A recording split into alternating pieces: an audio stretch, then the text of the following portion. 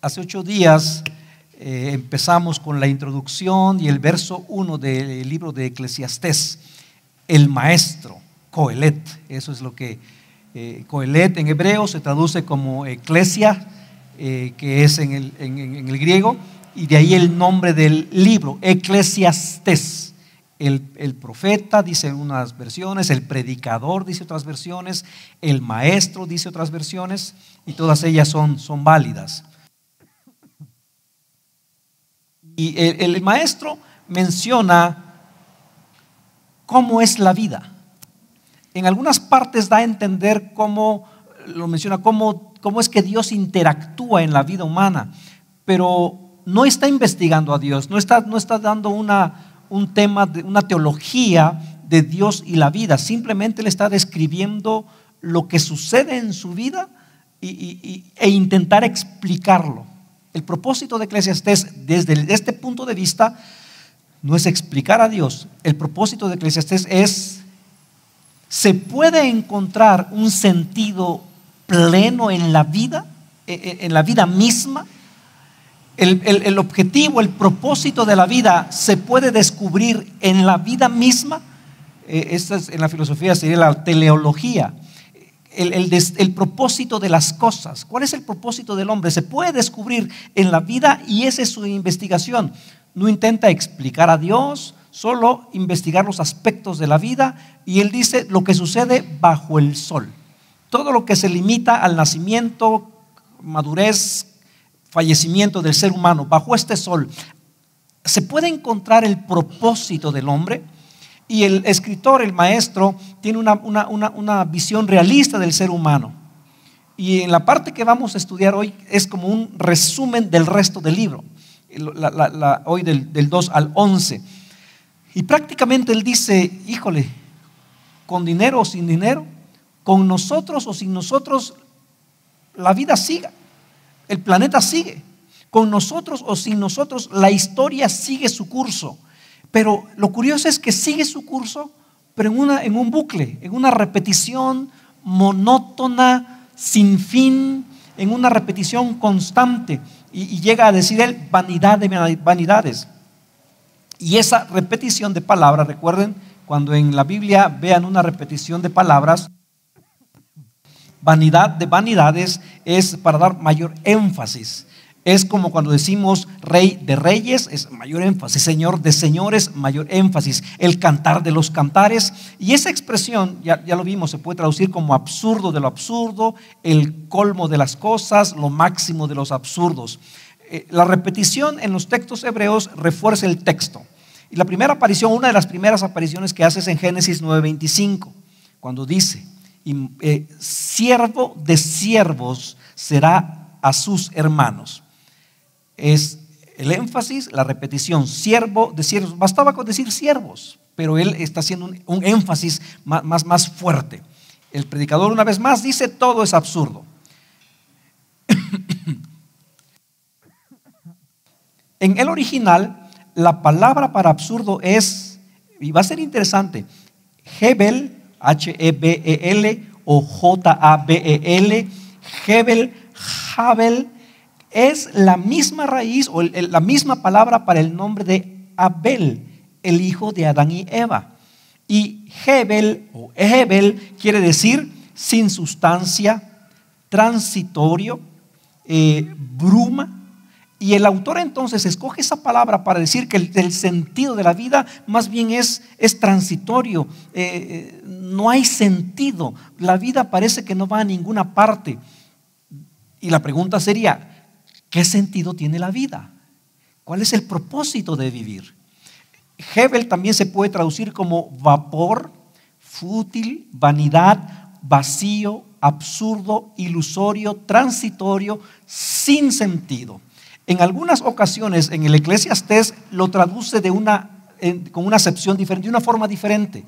Es la misma palabra, pero la traduce diferente. Por ejemplo, en Eclesiastés 9:9, a ver si logran percibir cuál es la traducción de la misma palabra que traducen como vanidad. Dice Eclesiastés 9:9: vive feliz junto a la mujer que amas todos los insignificantes días días de vida que Dios te haya dado bajo el sol. La esposa que Dios te da es la recompensa por tu esfuerzo terrenal. ¿Cómo tradujeron la palabra Jebel? ¿Cuál creen que sea la traducción ahí? Vive feliz junto a la mujer que amas, todos los insignificantes. Esa es la traducción. Insignificante, vapor, fútil, transitorio, vano. Así lo tradujeron en este concepto. En Eclesiastés 8:14 dicen: y eso no es todo lo que carece de sentido en nuestro mundo.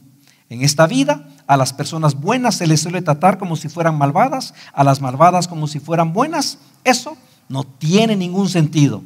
Aquí lo tradujeron como carece de sentido. En el hebreo es la misma palabra, Hebel. Entonces vemos cómo, dependiendo del contexto, tiene una traducción, porque tiene muchas formas de traducirlo. Es bueno tener esta idea porque nos da un entendimiento de los matices diferentes que dan algunas traducciones. La pregunta entonces: ¿hay algún sentido en la vida? Y todos podríamos responder: pues, claro que hay sentido, porque hay días que valen la pena. El maestro no está negando eso. Entonces vamos a aclararlo. El maestro no está negando que hay días buenos. Claro que hay días alegres, pero en general, como ser humano, como vida,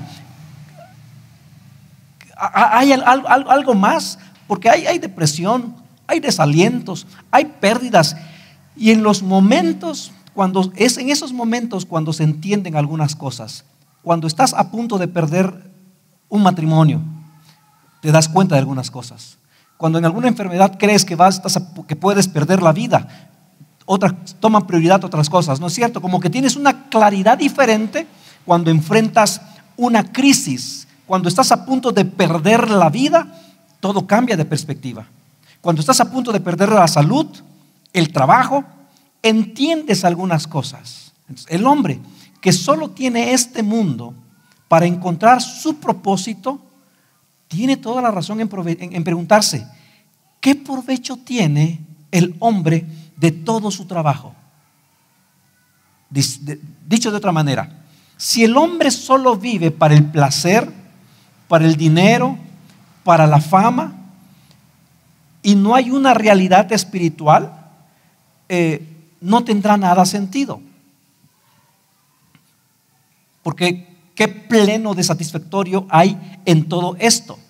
Si se vive para lo espiritual, entonces todo tiene sentido. Eso no lo dice el predicador, eso lo concluimos como parte del estudio. Salomón discute: es imposible obtener algo de valor permanente a través del esfuerzo humano. Es imposible obtener algo de valor total que digas esto vale la pena a través del esfuerzo humano. Y lo que dice es un poema que habla del ciclo de las generaciones y de la naturaleza. El verso 2 dice: nada tiene sentido, dice el maestro, ningún sentido en absoluto.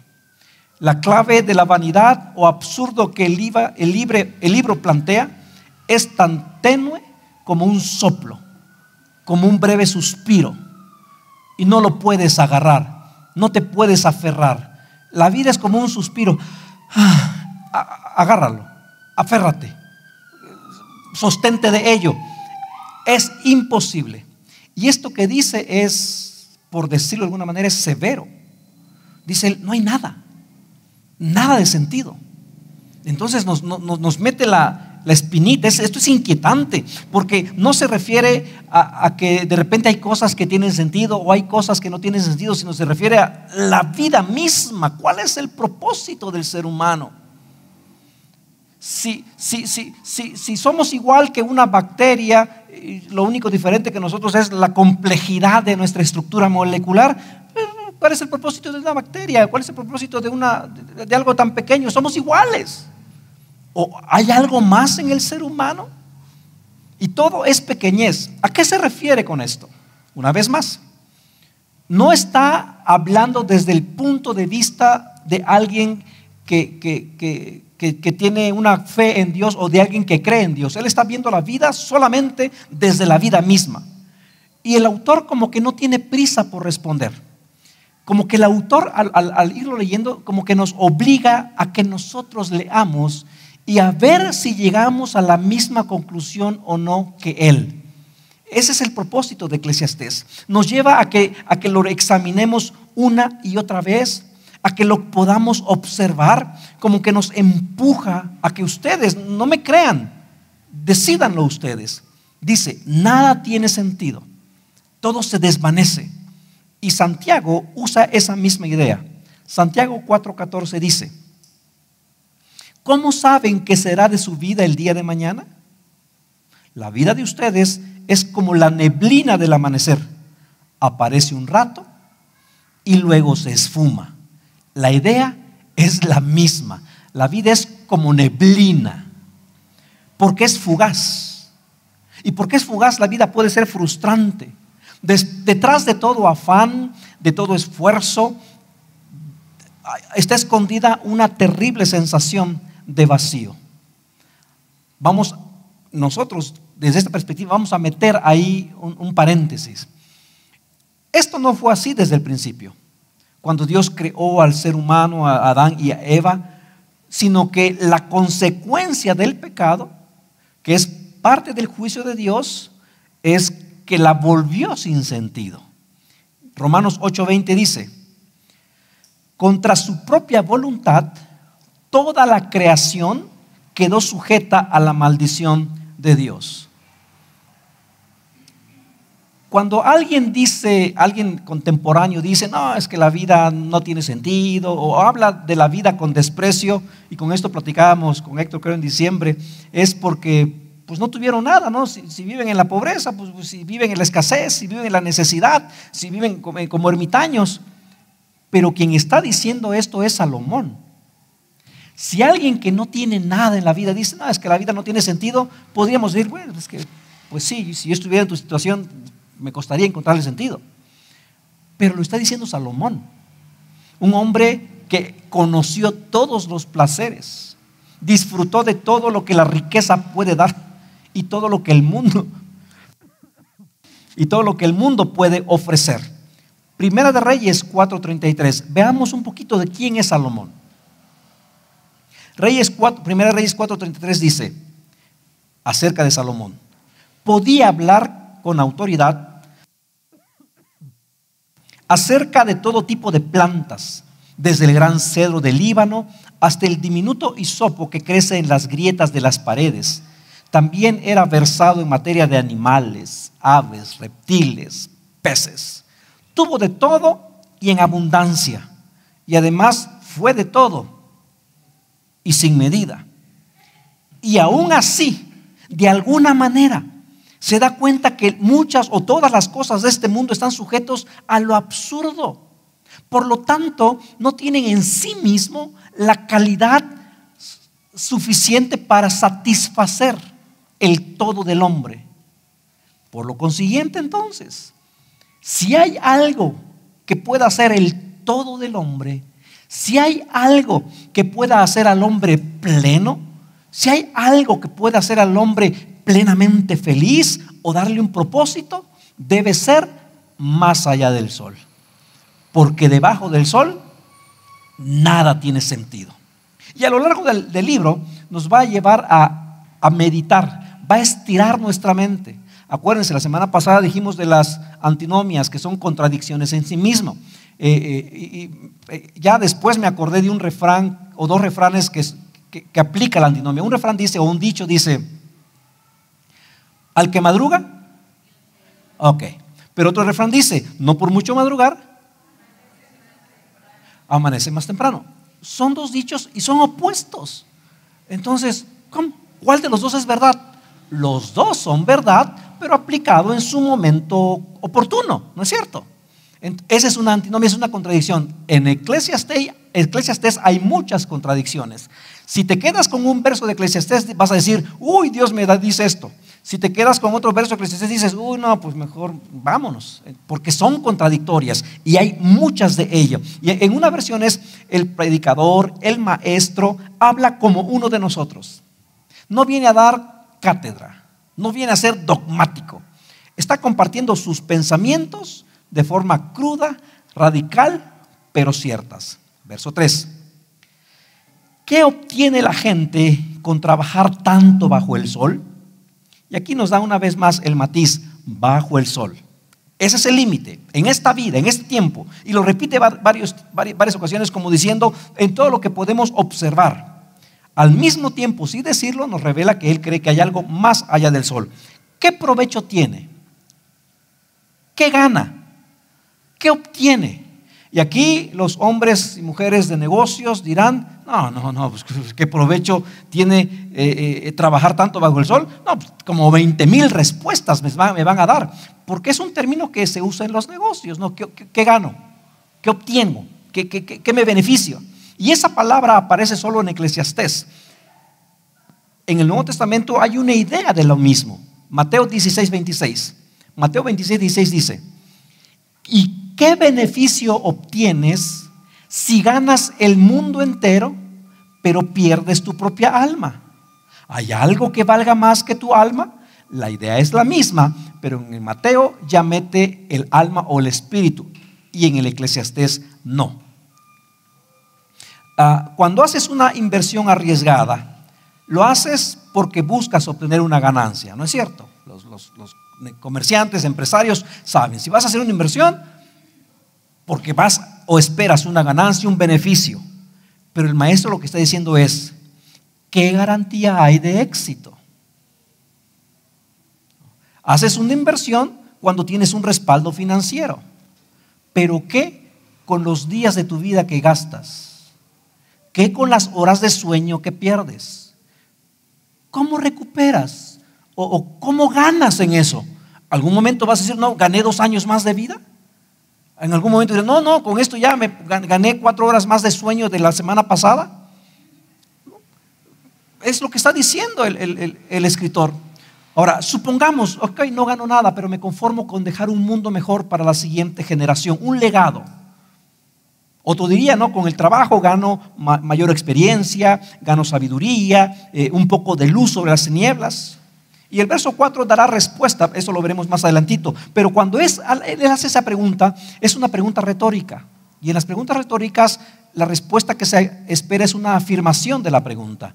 Él está esperando que diga, pues no se obtiene nada. Una vez más, lo que el maestro está diciendo es que todo eso no es suficiente para hacer al hombre plenamente feliz. En Proverbios dice que el trabajo útil da fruto. Dice Proverbios 14:23, el trabajo trae ganancias, ¿no? Con el sudor de tu frente vas a trabajar y vas a obtener lo que necesitas. El trabajo es provechoso en su debido lugar. Pero recordemos que después del pecado en el Edén, el trabajo del hombre quedó bajo maldición. Génesis 3:19. Con el sudor de tu frente obtendrás alimento para comer hasta que vuelvas a la tierra de la que fuiste formado, pues fuiste hecho del polvo y al polvo volverás. Entonces el maestro está diciendo, cada generación surge, crece, trabaja, envejece, muere, ¿no? Nacer, crecer, morir. William Shakespeare dijo, la vida no es sino una sombra andante, un pobre actor que se pavonea y se desgasta en su papel en el escenario y después no se vuelve a escuchar más. Las mismas palabras, bueno, la misma idea en diferentes palabras. La vida del hombre es vapor, es neblina, es fugaz. Una vez más, ¿qué gano con el trabajo? Cuando no hay una ganancia, y si hubiera una ganancia, ¿podrás comprar más días de vida? ¿Podrás comprar más sueño? ¿Podrás comprar más juventud?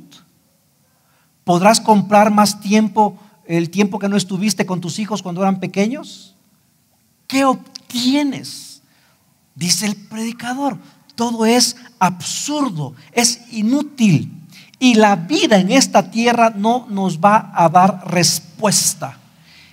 Implícitamente, sin decirlo, Él está diciendo la respuesta tiene que venir de algún lugar más.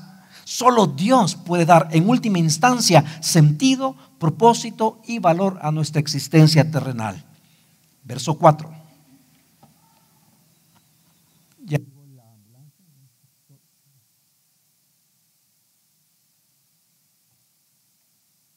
Verso 4. Las generaciones van y vienen, pero la tierra nunca cambia. La historia de la humanidad, lo que está diciendo, generaciones van, vienen por oleadas. Cada uno tiene sus logros, sus fracasos, luego desaparecen y la gente se olvida de ellos. La tierra será el único y último testigo de nuestra desaparición de la faz de la tierra. Si esto es así, ¿cuál es el sentido y significado del hombre? Y el sentido y significado del hombre no lo va a responder y no lo ha podido responder la ciencia, las artes, nada en esta tierra. Una generación nace, otra muere, por el mundo sigue idéntico. Y aquí el autor, el maestro, está comparando la estabilidad del planeta con los cambios de las generaciones. Está sugiriendo la fragilidad humana. La tierra sigue igual como planeta. Lo único que cambia es la humanidad. Salmo 104 dice, 104:5, colocaste el mundo sobre sus cimientos, así jamás se removerá. La ironía, ¿cuál es? La ironía es que Dios en el principio creó al hombre para enseñorear la tierra. Dice Génesis 1:26, entonces Dios dijo, hagamos a los seres humanos. Ellos reinarán sobre los peces del mar, las aves del cielo, los animales domésticos, todos los animales salvajes de la tierra y los animales pequeños que corren por el suelo. Tal parece que dice que las generaciones son tragadas o sometidas por la tierra.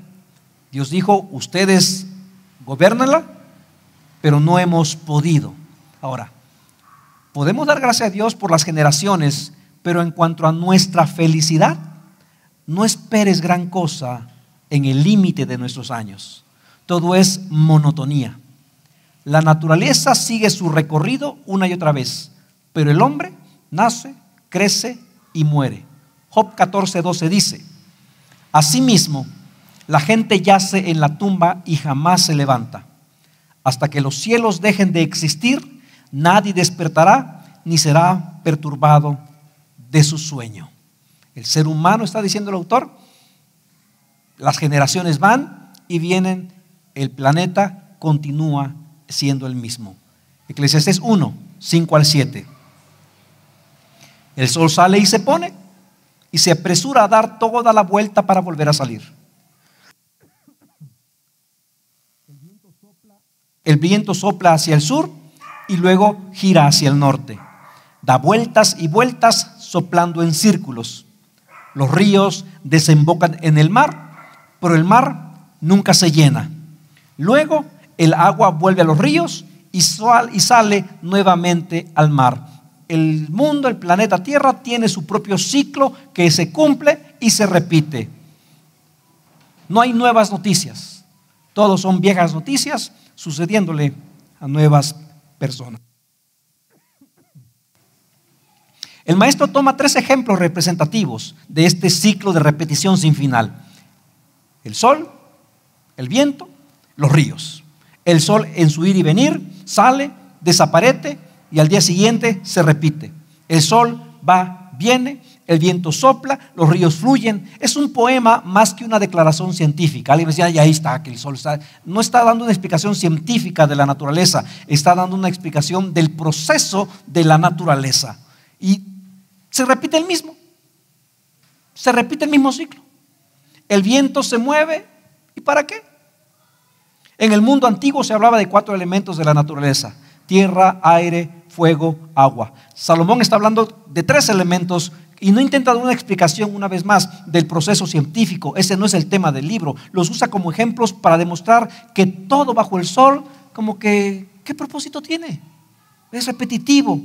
El sol, el viento, los ríos están en constante movimiento, pero no llegan a ninguna parte. Están en constante movimiento, pero no tienen ningún momento de descanso. Toda la naturaleza es monótona, fatigosa, sin lograr progreso ni llegar a ninguna meta. Las aguas van al mar, regresan a los ríos, se evaporan, vuelven a condensarse, cae el ciclo del agua, ¿no? Nos acordamos de la secundaria, se condensa y se precipita, es del estado líquido, gaseoso, sólido. Es el proceso, todo, pero ¿cuál es el propósito? Job 36:27 dice: Él, Dios, hace subir el vapor de agua y luego lo destila en lluvia. Ahora, está hablando de la humanidad, no de una persona, sino de la humanidad como tal, que no cambia. El hombre como raza continúa, así como el viento, el sol, los ríos cambian para volver al mismo punto de partida. Cambian, pero para que todo siga igual. Más adelante voy a aclarar un poquito más. Verso 8 dice: todo es tan tedioso, imposible de describir. No importa cuánto veamos, nunca quedamos satisfechos. No importa cuánto oigamos, nada nos detiene. Una nota de paso. Todos discriminamos, todos clasificamos. ¿Sabes que el ojo tiene la capacidad de percibir más de lo que podemos identificar?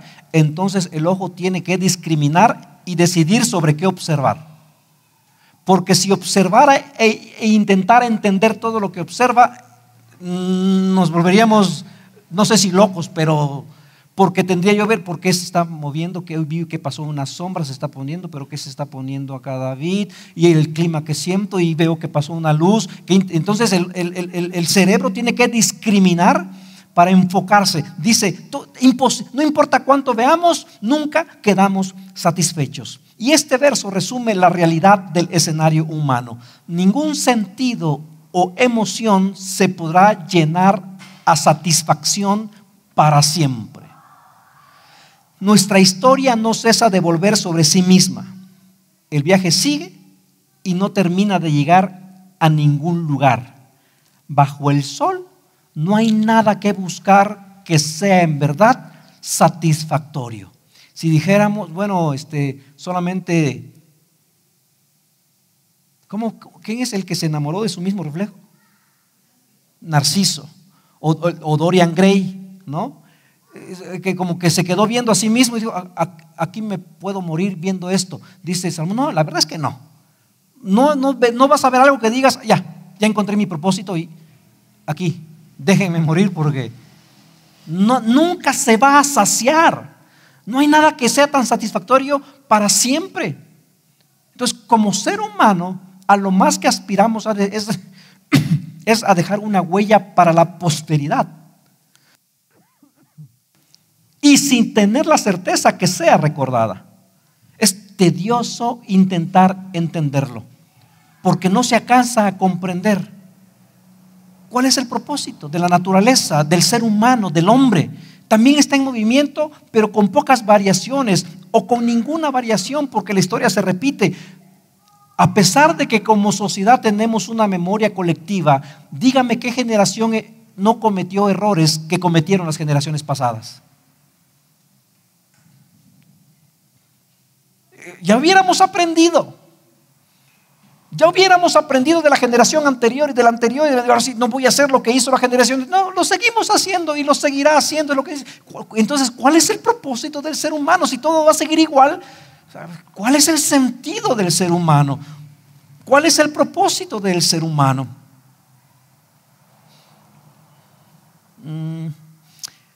¿Hasta qué punto hay que tomar esto de forma literal? No hay nada nuevo bajo el sol. Ahora, es de forma general, porque evidentemente hay cosas nuevas, hay cosas nuevas que se crean, que se hacen, que facilitan la vida de la humanidad, pero cambian para seguir igual. Todo cambia gracias a las invenciones, pero todo sigue igual. La diferencia es que ahora, pues el teléfono sigue comunicando a dos personas en lugares distintos. ¿Van a salir nuevos teléfonos? Sí, pero en esencia va a ser lo mismo.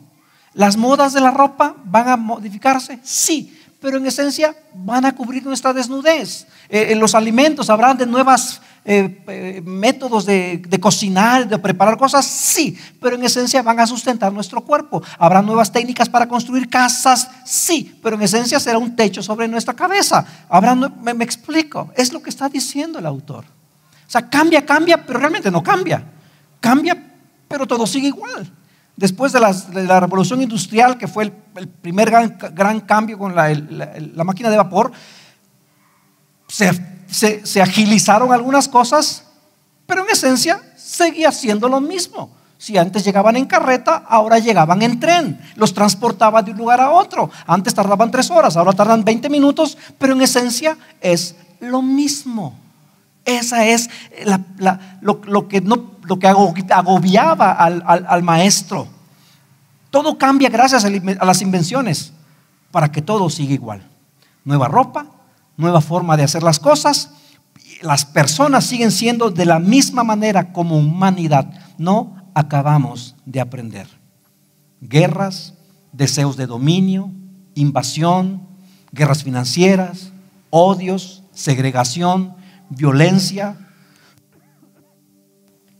Y esto de la repetición, volver al principio, es como un atisbo de los estoicos. Los estoicos y su concepto circular del tiempo. Ellos creían que la vida es como una araña que teje el mismo esquema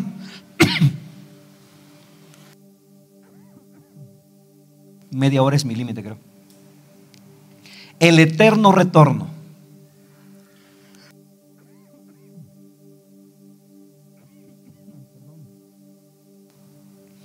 El eterno retorno supone que el futuro en su totalidad está condenado a repetirse.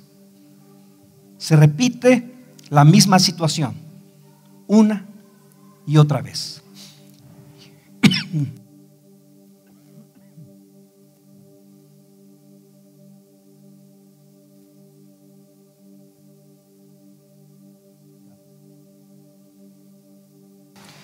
El eterno retorno.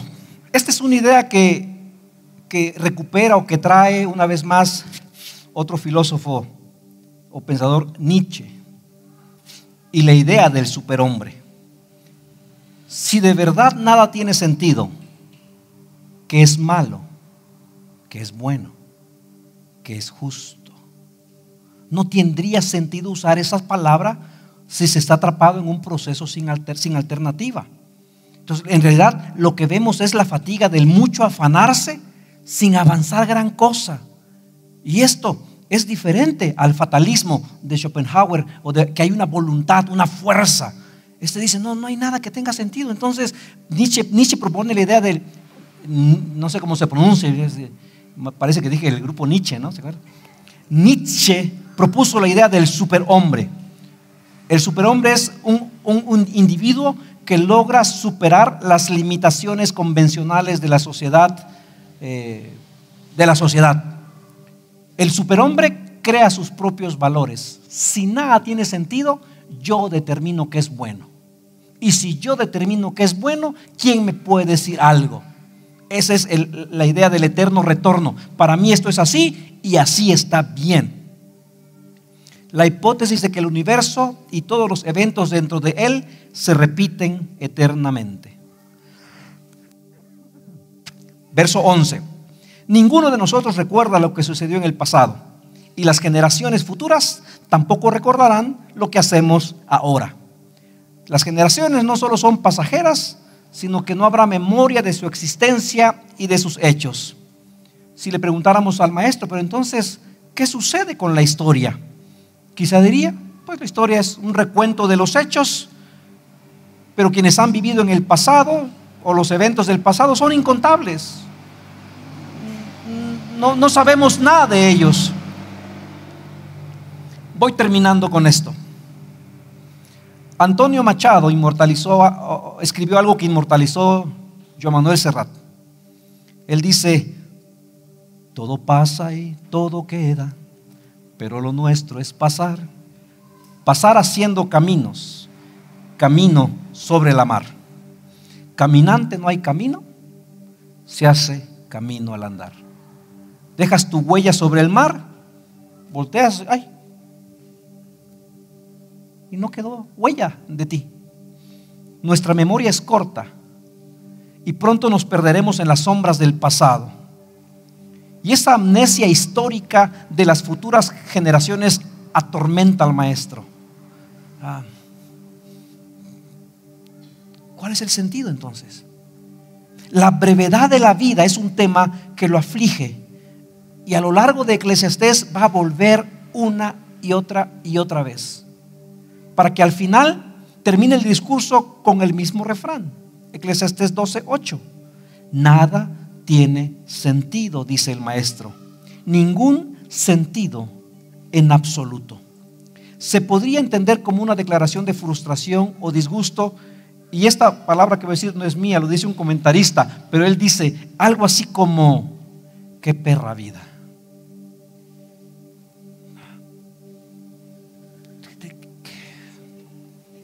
No lo digo yo, lo digo. Aprendemos de hoy no solo que el hombre es transitorio, sino que está condenado al olvido.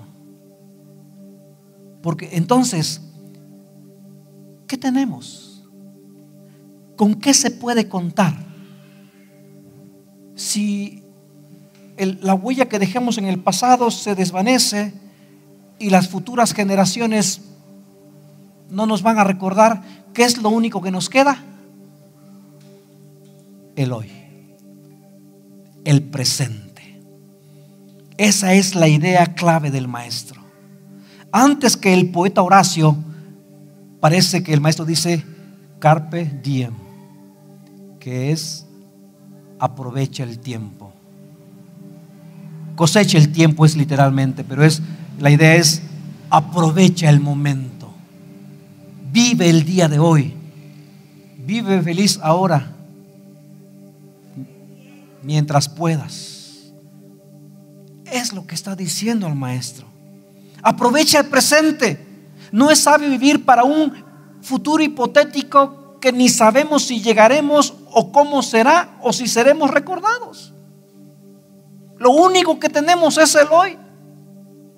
Salomón nos lleva a pensar en las cosas que más nos atribulan, nos incomodan. No es el flujo sin fin de los ríos o los vientos o las puestas del sol. Se trata de que mi trabajo, mi presencia parece inútil y mi vida terminará y será olvidada. Dime el nombre de tu tatarabuelo. Caso cerrado. Algunas personas serán recordadas. Quizá a eso podamos aspirar. Aún así, cada generación comete los mismos pecados de la generación anterior: codicia, orgullo, odio, borrachera, ira. Y aunque hemos visto las consecuencias de vivir así, seguirá repitiéndose en las futuras generaciones. No nos vayamos muy lejos. Quizá nosotros mismos dijimos: yo no voy a ser como mi mamá. Llegamos a los 40 y decimos: ya estoy igual que mi mamá. Yo no voy a hacer lo mismo que mi papá. Ya hice lo mismo que mi papá. No aprendemos. Hay monumentos que recuerdan líderes, pero ¿quién los recuerda de la manera como ellos esperaban que fueran recordados? ¿A quién le interesa de verdad el conocimiento o la cultura? ¿A quién le interesa lo que vivieron los antiguos romanos, griegos, mayas, zapotecas? Solo los arqueólogos, antropólogos, historiadores. ¿Quién en las generaciones futuras apreciará los logros de nuestra época?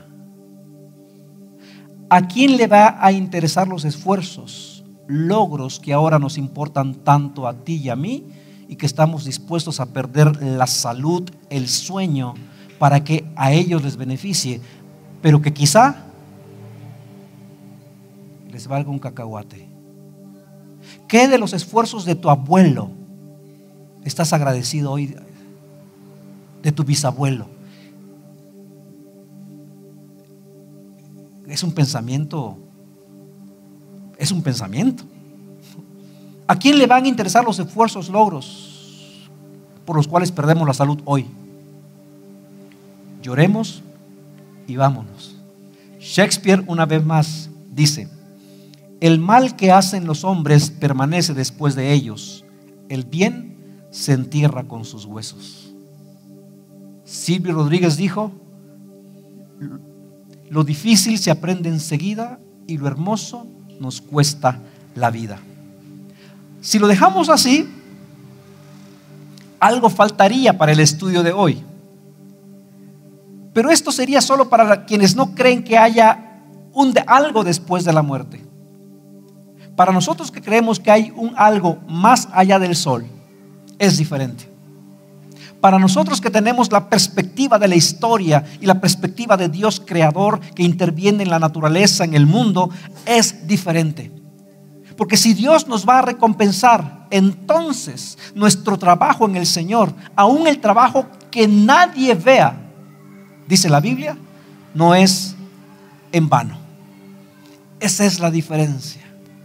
Para todo aquel que sabe que hay un creador más allá, sabemos que hay algo, nada es en vano.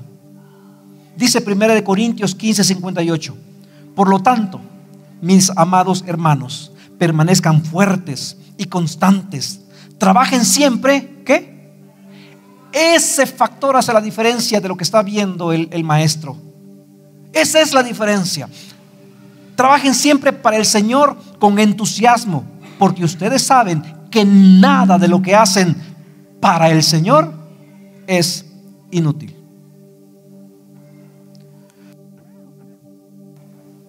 Mientras trabajamos para el Señor, agradezcamos a Dios. Dice Génesis 8:22: mientras la tierra permanezca, habrá cultivos y cosechas, frío y calor, verano e invierno, día y noche. Escuchen esta lectura de Salmo 104. Si quieres es apuntarla y después la lees en casa. Salmo 104 del 10 al 24. Es un motivo por el cual dar gracias a Dios. Escucha, dice: tú haces que los manantiales viertan agua en los barrancos, para que los arroyos broten con fuerza y desciendan desde las montañas. Proveen agua a todos los animales, y los burros salvajes sacian su sed. Las aves hacen sus nidos junto a los arroyos y cantan entre las ramas de los árboles. Desde tu hogar celestial envías lluvia sobre las montañas y colmas la tierra con el fruto de tus obras. Haces crecer el pasto para los animales y las plantas para el uso de la gente. Les permites producir alimento con el fruto de la tierra, vino para que se alegren, aceite de oliva para aliviarles la piel y pan para que se fortalezcan. Los árboles del Señor están bien cuidados, los cedros del Líbano que plantó. Allí hacen su nido las aves, y en los cipreses las cigüeñas hacen su hogar. En lo alto de las montañas viven las cabras salvajes, y las rocas forman un refugio para los damanes. Creaste la luna para que marcara las estaciones, y el sol sabe cuándo ponerse. Envías la oscuridad y se hace la noche, la hora en que merodean los animales del bosque. Los leones jóvenes rugen por su presa, acechan en busca del alimento que Dios les provee. Al amanecer se escabullen y se meten en sus guaridas para descansar. Entonces la gente sale a trabajar y realiza sus labores hasta el anochecer. Oh Señor, cuánta variedad de cosas has creado. Las hiciste todas con tu sabiduría. La tierra está repleta de tus criaturas. Esta es la fe que vive el cristianismo. El hombre que describe el maestro pareciera que no alcanzó esta fe como una forma de vida. Para él, lo espiritual en este momento de su vida eran cosas más allá del sol. Y en Eclesiastés no le importaba mucho. En Eclesiastés le importaba lo que estaba bajo el sol. Pero quienes creen y se entregan al servicio de la humanidad en el espíritu del Hijo de Dios, Él comunica no solo paz, no solo gozo, sino una convicción de que terminada su obra aquí, como diría Pablo, porque para mí el vivir es Cristo y el morir es ganancia. Esa es la diferencia y esa es la certeza del cristiano. Palabra de Dios.